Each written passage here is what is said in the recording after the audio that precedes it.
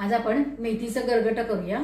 काय झालंय, आता मेथी बाजारात भरपूर मस्त मिळायला लागली आणि स्वस्त पण झालेली, पेंडी मोठ्या मोठ्या आहेत। हे बघा, आता ही मेथी मी पानं फक्त घेतलेली आहेत, बारीक चिरून धुवून ठेवलेली आहे। याच्यात लसूण, कांदा आणि बाकी आपलं फोडणीचं साहित्य, मीठ आणि डाळीचं पीठ, म्हणजे त्याचं पाणी करायचं, आपलं गरगटं करायचं त्याला ना, त्यामुळे कोरडी करायची नाहीये। आता मी हे तेल ओतलेले 2 चमचे, मोहरी टाकलेली, तडतडली मोहरी, थोडेसे जिरे टाकायचे आहेत, हिंग आणि हळद। आता त्यात लसूण 7-8 पाकळ्या बारीक चिरून टाकलेला आहे, छान परतून घ्यायचा। आणि त्याच्यात एक कांदा चिरलेला आहे बारीक, तो एक घ्यायचा, म्हणजे तो परतून घ्यायचा छान। कांदा आपला छान परतून झालेला आहे। आता आपण त्याच्यात जी मेथीची भाजी धुतलेली आहे चिरलेली, त्याच्यात घालून घ्यायची।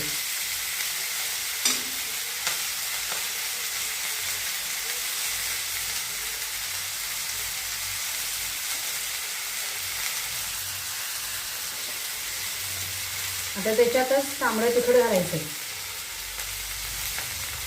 पिठल्यासारखं करणार आहे ना थोडं, म्हणजे तिखट जरा जास्त घालायचं, तांबडं तिखट।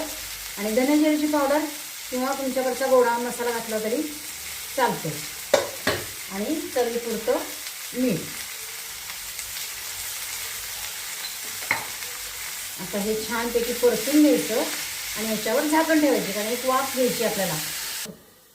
आपली मेथी थोडीशी परतली गेलेली आहे।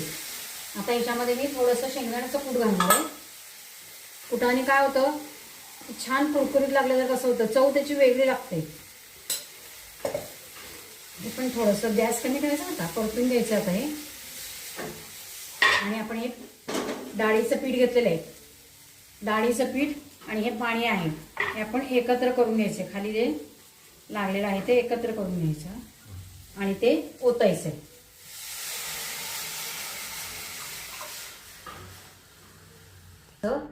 पूर्ण झालेलं आहे। आता हे मी मंद गॅसवर झाकण ठेवणार आहे, म्हणजे आपलं पिठलं जे आपण टाकलेलं आहे डाळीचं पीठ ते शिजून निघेल। झाकण ठेवते आणि गॅस बंद करते। झाकण काढूया।